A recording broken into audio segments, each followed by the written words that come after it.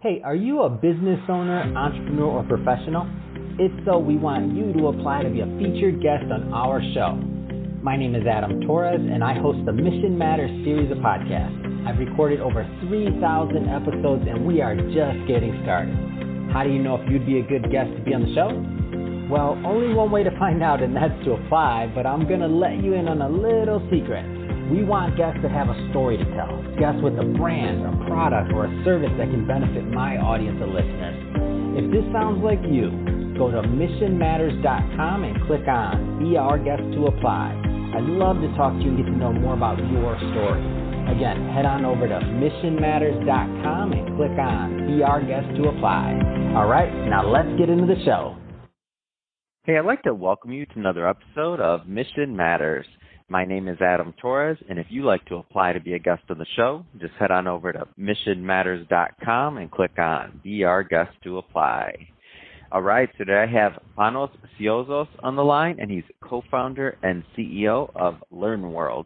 Panos, welcome to the show. Hi, Adam, and thanks for having me. All right, Panos. So I'm excited to get into and to learn more about LearnWorlds and how and why you started this company, and also some of the things that you're solving for your clients. But before we get into that, I'd like to start with a little bit more about your background. So how did you get started on this entrepreneurial journey? Well, we didn't set out to become entrepreneurs. Both I and my co-founders, we started as researchers. So we go way back 25 years. We studied computer science together in Greece, and then we did postgraduate studies on educational technology. So we started building e-learning platforms. We loved the field, the subject, the opportunity of creating amazing learning experiences for our students. So in fact, we were just researchers building platforms, publishing papers, testing the tools in a limited, usually setting with a few dozens or hundreds of students. So that was what we were doing. There was no one around to steer us in an entrepreneurial direction. So we were just thinking of ourselves as researchers, trying to make the best of it, and probably try to make an academic career out of something that we loved doing. But I guess over time, we were good at with tech, building products that were not only were scientifically sound, but also they were very interesting, well-performing, and well-received by the students.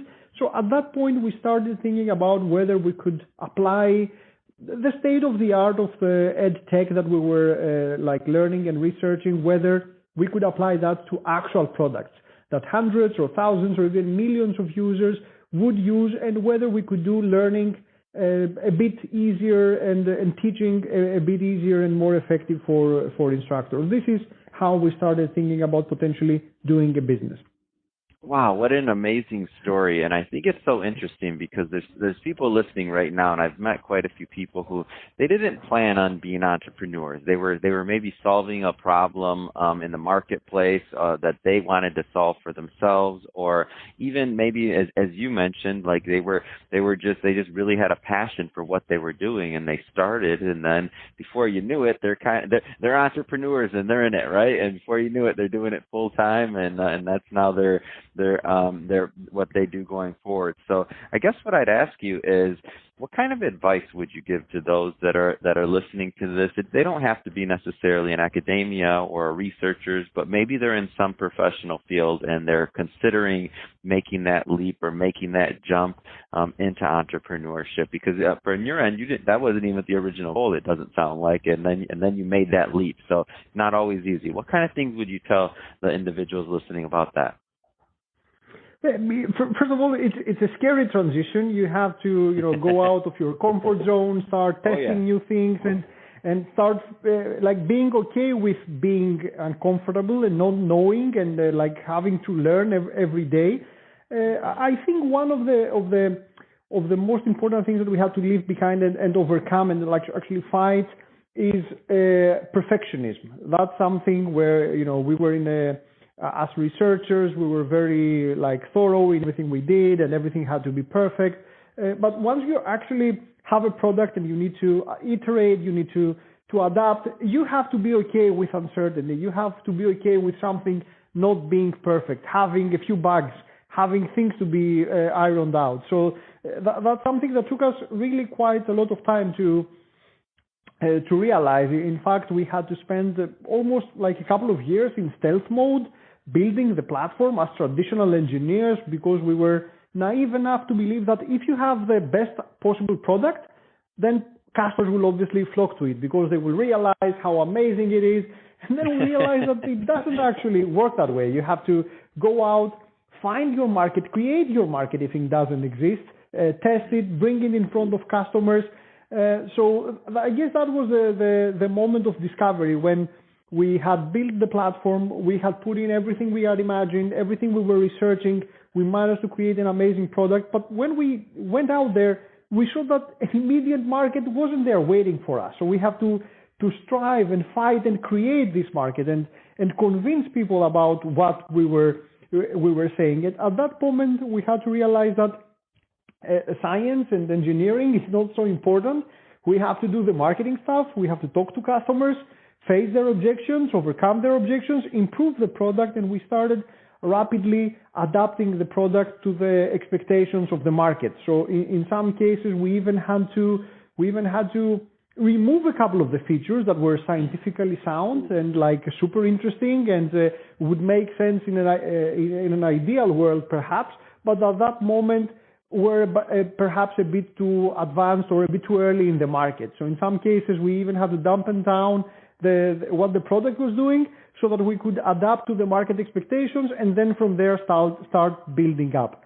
So fighting perfectionism, being okay with uncertainty, it's the first thing that we would change, and also go to market much faster before you have a product. We hadn't done that, like customer development methodology about before writing a single line of code, go out, discuss with your potential customers, verify the need for a product like the one that you want to build. We did it the other way around. We first built the product and then we went out. But we were lucky, however, to have created and theorized the product that was actually needed. So we could have done it the other way around, but we were lucky to discover that actually the product we had made was good. It was needed in the market, and I guess the evolution of e-learning and the central point that e-learning now has in the way we work and learn and how we operate, especially in a COVID or post-COVID setting, this has validated our understanding and our desire to solve this kind of problem. No, that's great. What a great story. So let's go further into the platform. So tell us a little bit more about LearnWorlds. LearnWorlds as a platform, I would say we are a Shopify for online courses. We are a white label platform where every teacher, every creator, every person who has some content and an audience that they want to monetize, they can launch an online school, like an online website, upload their content in the form of online courses and start selling or sharing their courses. So they have their own business in a box, a digital business in a box, an online school from where they can monetize their content. So it's I mean, people might know big marketplaces of online courses like Udemy or Coursera, where like people teach. If these are the Amazon of online courses, we are the Shopify of online courses, because with our platform, everybody can get their own online website. They don't have to know to be developers. They don't have to be designers. In a matter of minutes or hours, they can get a full-blown e-commerce enabled website up and running.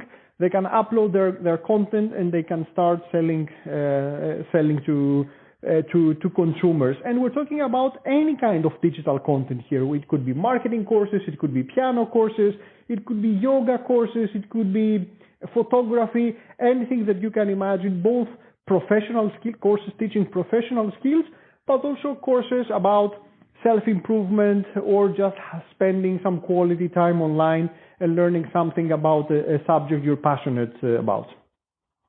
Yeah, what a great concept. And I've looked at the platform itself, and it's beautiful. I mean, some of the ones that you compared it to, I mean, it's just, I just love the way it looks. And it's also, priced well. So meaning there's a starter course I'm looking at right now, and as we're recording this right now, I see a starter course that could be as little as $20-something a month. It's very, and then it goes all the way up, and you actually have some more advanced features all the way into high volume and corporate features. So I feel like as you plan this, you are really looking at letting anybody, whatever position they're at, whether corporate, enterprise level, or just getting started out, like there's something for everyone there. Well, our goal from the beginning was to empower trainers. So usually we're just targeting, the individual professional trainer or the small team. But increasingly, bigger and bigger businesses were coming to us. They loved the platform, they loved the experience, and they wanted to create something similar for their own businesses.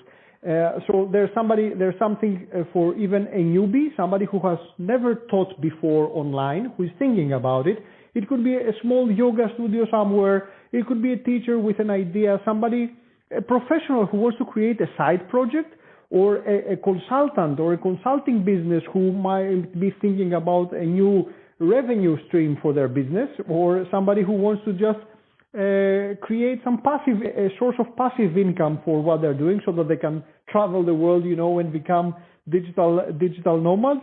Everybody can find something in the platform at the smaller plans, but we also support now some schools that are running with more than 300,000 students. So as you can imagine, there are some multi-million-dollar businesses that run entirely on top of LearnWorlds. And it's incredible, especially in this situation with COVID and post-COVID.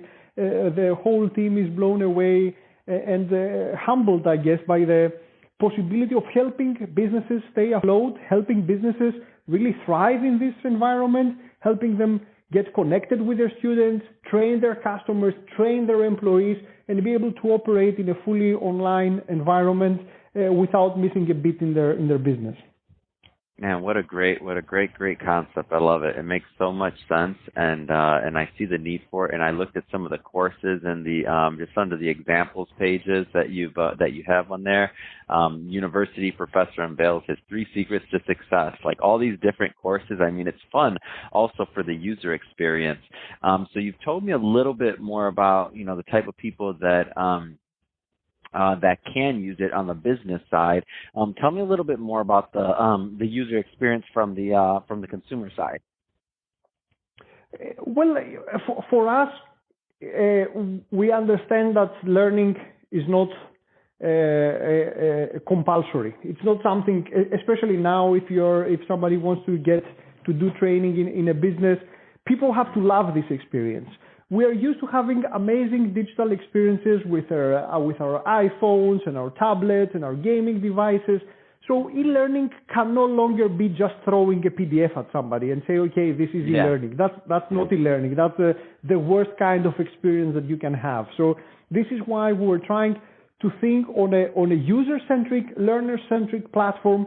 What are the tools that people need today in order to learn? How are we learning in our everyday world? What is it that we need? Because it's not just consuming a bunch of videos or putting somebody in front of a 60-minute video. That's not how it happens. That's not how we learn in our everyday lives. And this is also how the platform creates this, and hence the name of the platform, how we create these worlds of learning, where it's not just you interacting with the content. The content can have multiple forms. It can be videos with transcripts. It can be ebooks. It can be assignments. It can be all forms of digital content.